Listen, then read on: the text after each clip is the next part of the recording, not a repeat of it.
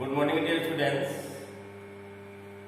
आज सबसे पहले तो मैं इस 15 अगस्त स्वतंत्रता दिवस को आप लोगों को बहुत बहुत बधाई और remaining time of the 2020-2021 years. जो समय आपके पास बचा हुआ है उसके एक एक सेकेंड का भरपूर उपयोग करें। डियर स्टूडेंट्स, आपको यह पता है कि जब कोई व्यक्ति किसी भी महान उपलब्धि का नींव डालता है, शिलान्यास करता है, उसके बाद उसके शुभचिंतक अनगिनत हो जाते हैं। उसी प्रकार हमारे मेंडलीफ केमिस्ट रूसियन थे। इन्होंने पीरियोडिक टेबल की नींव डाली। इसलिए अगर पीरियोडिक टेबल का अगर श्रेय जाता है तो हमारे रूसी केमिस्ट मेंडलीफ हो जाता है। इनके टेबलेशन फॉर्म करने के बाद इस दुनिया में बहुत सारे केमिस्ट आए, लेकिन इनके फॉर्मेट पर किसी भी प्रकार का छेड़छाड़ नहीं किया। इसका मतलब कि इन्होंने जो फॉर्मेट तैयार किया, एलिमेंट का जो टेबलेशन फॉर्म तैयार किया, यूनिक रहा, प्रामाणिक रहा। यहां तक कि बाद में अक्रिय गैसों की खोज हुई, इनहर्ट गैसों की खोज हुई। मेंडलीफ के सामने, मेंडलीफ के टाइम में ओनली 63 एलिमेंट्स ही प्रेजेंट थे।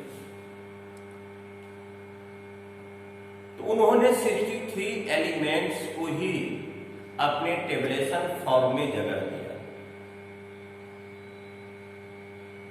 जब अक्रिय गैसों की खोज हुई तो उसके मेंडलीफ के फॉर्म में किसी भी प्रकार का चेंजिंग नहीं करते हुए इनहर्ट गैस को शून्य वर्ग कहकर उसमें रख दिया गया। इसलिए कि अक्रिय गैस का ऑक्टेन पूरा होता है, वह किसी अन्य एलिमेंट से रिएक्ट करने की टेंडेंसी नहीं रखता है।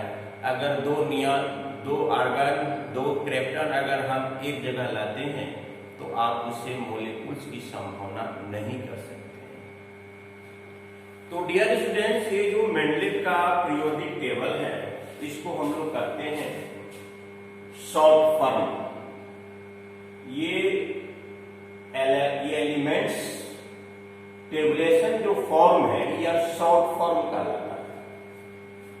लेकिन वर्तमान समय का जो टेबुलेशन फॉर्म है उसको कहते हैं लॉन्ग पीरियोडिक टेबल्स। तो डियर स्टूडेंट्स, मेंडलीफ ने शुरू में जब तत्वों की संख्या सीमित थी तो अध्ययन करने में कोई खास परेशानी नहीं हुई। समय के साथ उत्तरोत्तर जब तत्वों की संख्या बढ़ती गई तो हमारे रूसी केमिस्ट मेंडलीफ को बहुत भारी परेशानी हुई। तब उसने एक टेबुलर फॉर्म का हाइपोथेसिस किया। तो भाई उसने कहा कि हम तो टेबुलेशन फॉर्म बनाएंगे ही, लेकिन उसने बड़ा ही सही ढंग से, गहराई से, कॉन्सेप्टली उसने विचार किया। उसने अपने पीरियोडिक नियम में एटॉमिक मास को सर्वोपरि स्थान दिया। एटॉमिक मास को सर्वोपरि स्थान दिया। उसने कहा कि अगर किसी भी एलिमेंट का एटॉमिक मास का पता अगर चल जाता है तो शायद हम उसके प्रॉपर्टी के संदर्भ में गहराई तक जा सकते हैं, प्रॉपर्टी के संदर्भ में गहराई तक जा सकते हैं। उसने अपने डिफिनेशन फॉर्म में क्या लिखा, अपने डिफिनेशन फॉर्म में क्या लिखा, the atomic mass of an element is precisely the property on the which all other property must depend। कहने का मतलब है कि अगर एलिमेंट का सारे गुण अगर यह कहा जाए कि किस पर निर्भर करते हैं तो उनका एक ही दावा था, एटॉमिक मास। तो डियर स्टूडेंट्स, इसका हिंदी फॉर्मेशन, हिंदी वर्जन, तत्वों के भौतिक एवं रासायनिक गुण उनके आवर्त फलन होते हैं। तो डियर स्टूडेंट्स, आवर्त माने पीरियड, फलन मीन्स फंक्शन, फंक्शन मीन्स निर्भर करना, आवर्त फलन। कहने का मतलब कि जैसे एक पीरियोडिक टेबल, पीरियड, जैसे आपने पढ़ा होगा पीरियडिक मोशंस, आवर्ती गति, एक समय के बाद वह अपने पुनः गति को दोहरा देता है।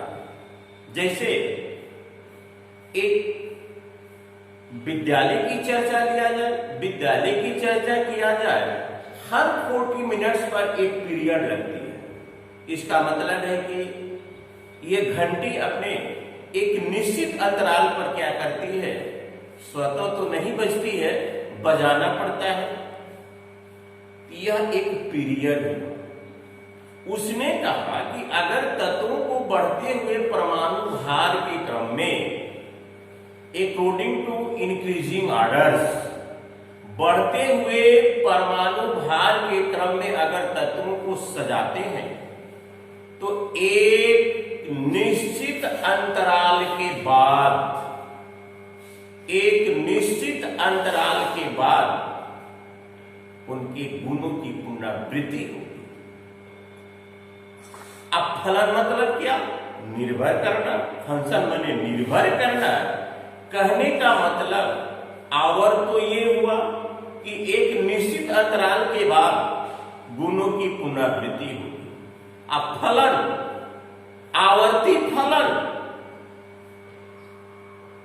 एक निश्चित पीरियड के बाद वैसे गुण वाले तत्वों की पुनरावृत्ति होगी।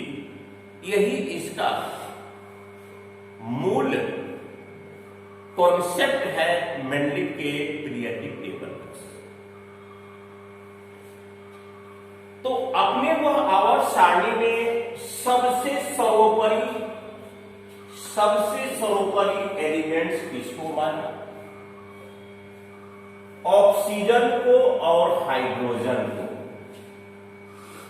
मेंडलिव का कहना था कि ऑक्सीजन और हाइड्रोजन सारे एलिमेंट से रिएक्ट करते हैं, ऑक्साइड बनाते हैं और हाइड्राइड बनाते हैं। हाइड्रोजन और ऑक्सीजन, उसमें मात्र 63 एलिमेंट्स ही प्रेजेंट थे। उसने सबसे पहले सर्वोपरि माना ऑक्सीजन और हाइड्रोजन को, जो कि हर एलिमेंट्स के साथ संयोग करके ऑक्साइड और हाइड्राइड बनाते हैं। डियर स्टूडेंट्स, मेंडलिव के आवर्त सारणी में 8 जो वर्टिकल खींचा गया है, ये वर्टिकल देख रहे हैं, vertical column, vertical column, vertical column, इसको उन्होंने ग्रुप का, इसको उन्होंने समूह कहा, ग्रुप कहा और समूह भी कहा।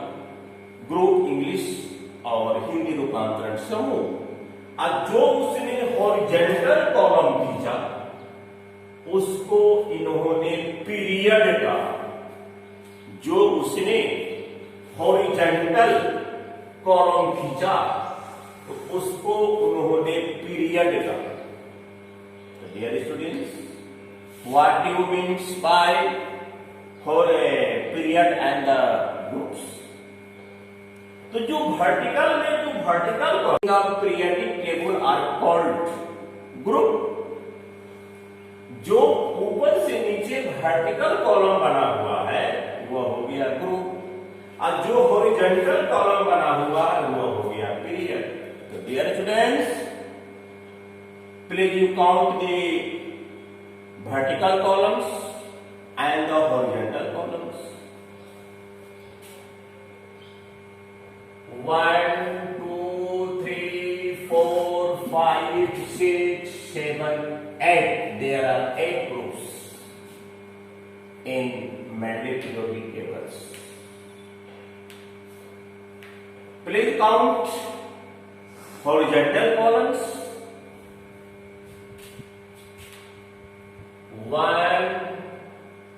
1, 2, 3, 4, 5, 6.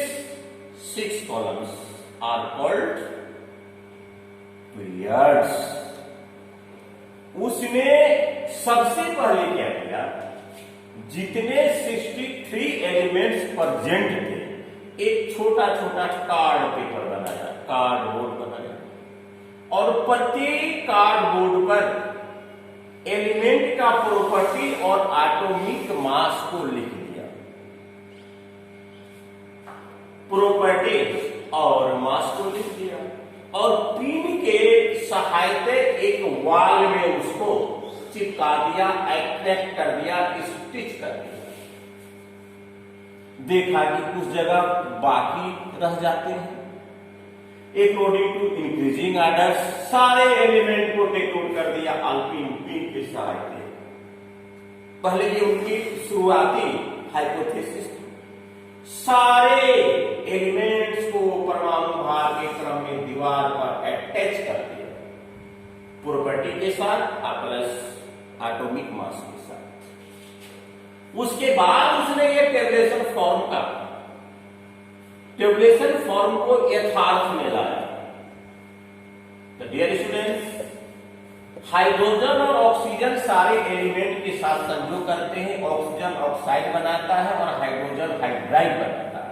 तो सबसे पहले देखा जाए जो फर्स्ट ग्रुप में हमारे एलिमेंट्स है, आर का मतलब dear students, it is represented of any element. R का मतलब ध्यान रखेंगे वह किसी एलिमेंट को इंडिकेट कर रहा है। आर जो है किसी एलिमेंट को रिप्रेजेंटेड कर रहा है। चलिए, ग्रुप ए में जितने भी एलिमेंट हैं, ग्रुप ए में जितने भी एलिमेंट हैं उनके आउटर मोस्ट में एक इलेक्ट्रॉन। ये सारे मेटल है। ये कौन सा मेटल है अभी इसके बाद हम लोग पढ़ेंगे।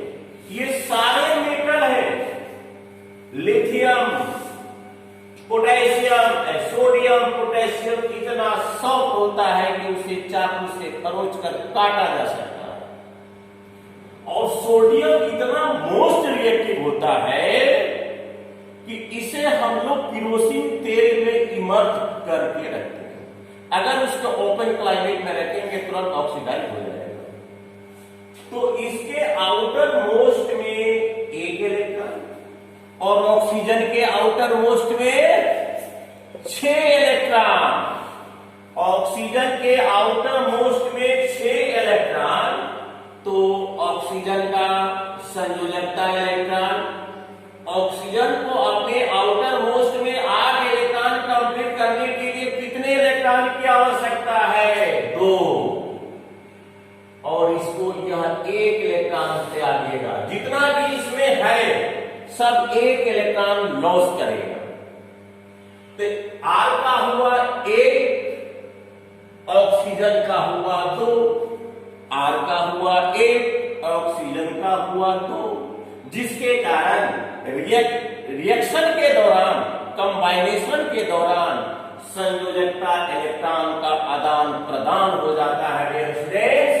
इसका संयोजकता इस पर, इसका संयोजकता इस पर।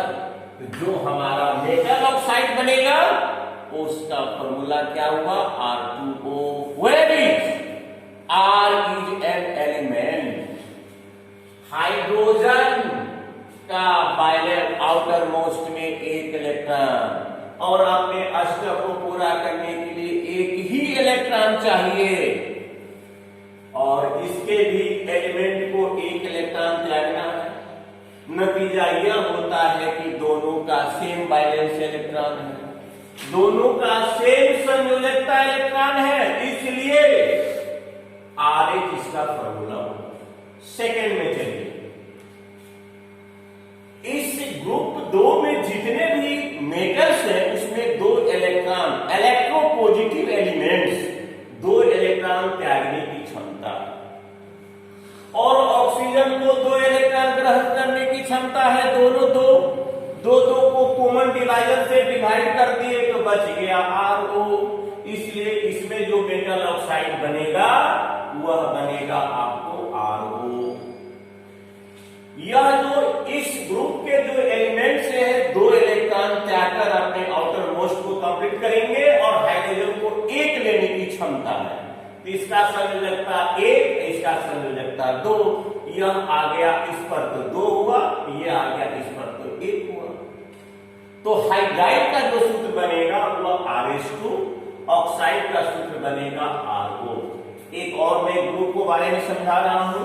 अब चलिए ग्रुप नंबर 3, ग्रुप 3 में, इस ग्रुप में 3 इलेक्ट्रॉन त्यागने की क्षमता है। इस ग्रुप में जितने भी मेटल है 3 इलेक्ट्रॉन त्यागने की क्षमता है, और हाइड्रोजन को 1 इलेक्ट्रॉन देने की क्षमता है। हाइड्रोजन पार्टिकल पॉजिटिव टेंडेंसी भी रखता है और नेगेटिव भी टेंडेंसी रखता है, तो इसको 3 इलेक्ट्रॉन त्यागने की क्षमता है। इसकी संयोजकता 3, हाइड्रोजन की संयोजकता 1। जब मेटल ऑक्साइड बनेगा R2O3 उसका सूत्र होगा, जब हाइड्राइड बनेगा RH3 होगा। इस प्रकार से डियर स्टूडेंट्स ये टोटल ग्रेजुअली सिमिलरली इसी तरह से उसका डिस्क्राइबेशन करना है। अब देखिए मेंडेल ने क्या किया, बढ़ते हुए क्रम में तो सजा दिया, बढ़ते हुए क्रम में तो एलिमेंट्स को सजा दिया, और कुछ जगह खाली रह गए, कुछ जगह खाली रह गए, तो उसका उसने भविष्यवाणी किया कि भाई जो जगह हमारा खाली रह गया, अपने निकटवर्ती जहां पर जगह खाली है, जैसे मैंने लिखा है A का बोरान, बोरान के पहले, बोरान के पहले बोरान आएगा, उसके सम, उसके सदृश ही, उसके सदृश ही भविष्य में ऐसे तत्वों की खोज होगी जो कि बोरान के गुणों से मिलता जुलता होगा। बाद में एस्केडियम की खोज हुई। एका बोरान की उसने कल्पना किया, हाइपोथेसिस किया, एका बोरान की उसने कल्पना किया, हाइपोथेसिस किया, बाद में चलकर ठीक उसके अनुरूप एस्केडियम की खोज हुई। अगर आप इसकी चर्चा करते हैं डियर स्टूडेंट्स, उस परिस्थिति में बता देना चाहता हूं कि जैसे मान लिया जाए एस्केडियम और बोरान का अगर एटॉमिक मास मिलाते हैं तो एप्रोक्सिली में करीब करीब बराबर होगा, एप्रोक्सिली में करीब करीब बराबर होगा। आप देखिए इसका कितना है 10.81, एका बोरान की जो उसने हाइपोथेसिस किया, एका बोरान से मिलता जुलता हमारा एस्केडियम प्राप्त हुआ। उसने एका एल्युमिनियम की जो कल्पना किया, हाइपोथेसिस किया, एल्युमिनियम, एका एल्युमिनियम, एका संस्कृत शब्द का एक उपसर्ग है, मानी पहले एल्युमिनियम उसके बाद वाला गुण प्राप्त होगा, वह वर्तमान समय में गैलियम के नाम से जानते हैं, जीए के नाम से जानते हैं। और एक कल्पना किया एका सिलिकॉन, डियर स्टूडेंट्स, इस पीरियोडिक टेबल में सिलिकॉन को देखा जाए, एका सिलिकॉन, पहले सिलिकॉन और बाद में आपका जर्मेनियम, सिलिकॉन और जर्मेनियम। उसने कहा कि जो उसने कल्पना किया, जो उसने हाइपोथेसिस किया, जो उसने कल्पना किया, जो उसने हाइपोथेसिस किया, ठीक उसके अनुरूप ही एलिमेंट तत्वों की खोज हुई।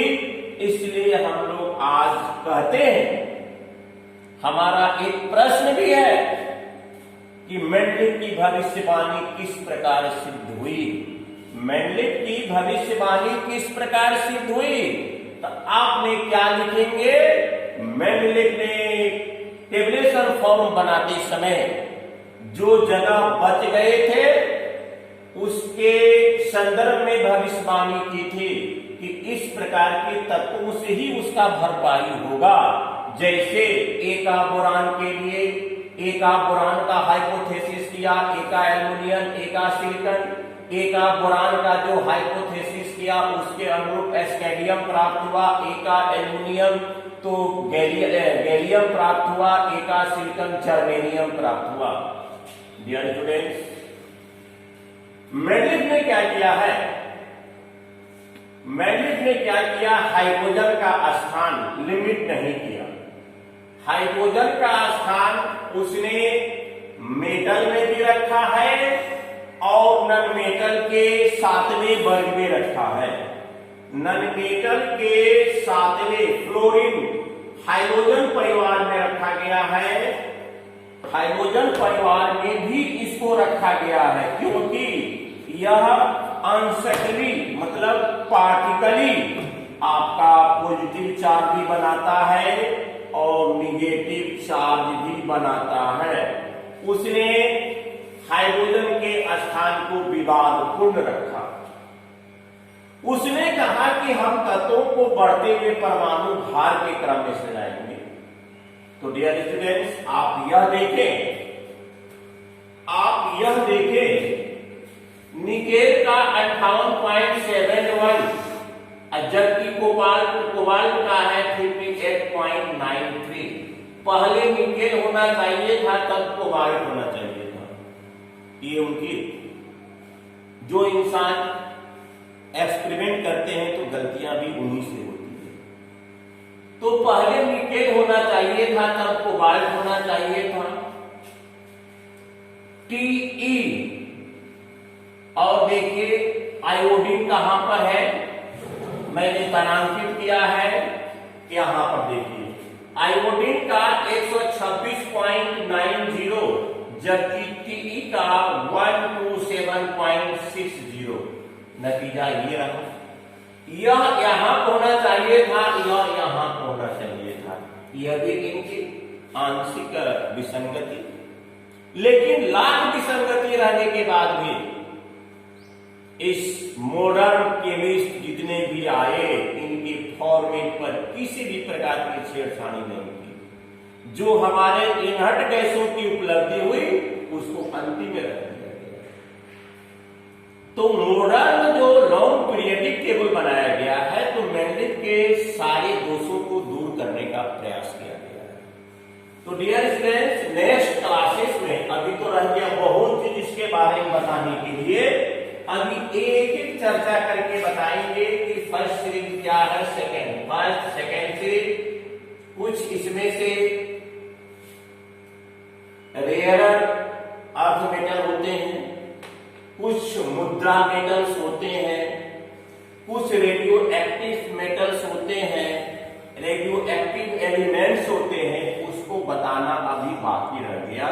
अभी एक दो क्लास पीरियोडिक टेबल पर ही चलेगा। जैसे आपको दिया गया है, मेंडलिव ने 8 वर्ग को लिया, लेकिन हर एक वर्ग को 2 उपवर्ग में बांट दिया, 2 सब क्लास में बांट दिया, A B A B A B A B A B. बांटने के पीछे बहुत बड़ा रीजन है, बांटने के पीछे बहुत बड़ा रीजन है डियर स्टूडेंट्स। इसको अब आज तो संभव नहीं है, ये हमारा पीरियोडिक टेबल ऐसे बना रहेगा, फिर इसके नेक्स्ट डे हम इस पर चर्चा करेंगे। एक बात और सुन लीजिए, ट्रांजिटिव सीरीज, संक्रमण श्रेणी, इनके जो डी ब्लॉक होते हैं उसमें जितने भी इलेक्ट्रॉन होते हैं उनका संयोजकता इलेक्ट्रॉन बदलते रहता है। संक्रमण, इन्फेक्शन, संक्रमण, इनके डी जो सब ब्लॉक होते हैं वह घटते बढ़ते रहते हैं या आंशिक रूप से भरे हुए रहते हैं, कंप्लीट रूप से नहीं भरे हुए होते हैं, इसलिए हम लोग इसको ट्रांजिशन सीरीज कहते हैं। चलिए स्टूडेंट्स, अब हम लोग नेक्स्ट ऑनलाइन क्लासेस में इस पर पुनः चर्चा करेंगे, तब चलेंगे modern periodic tables. Thank you very much.